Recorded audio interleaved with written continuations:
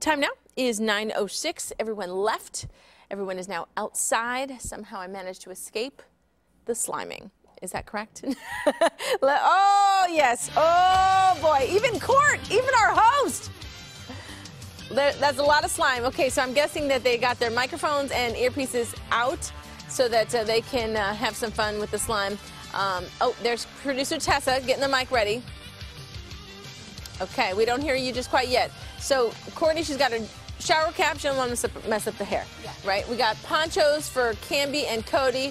Now, do they get to slime just because they lost? Is that what's happening, or just because they're good sports?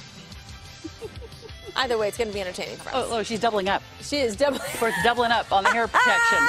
Yeah, I don't blame her for that. We have had so much fun with the low-budget Double Dare competition. All right. Oh! Now, aren't they teammates? You know, Camby, she's a good sport. Yes, she is. Oh, my gosh. Oh, that's good sharing, Court.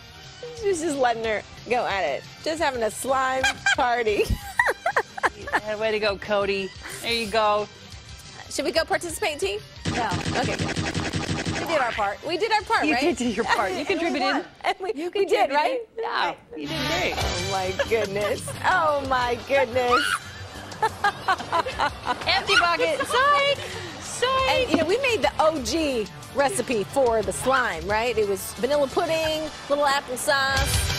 It smells quite lovely. It sounds delicious. Yeah, it smells delicious. Almost as a dessert, I but think.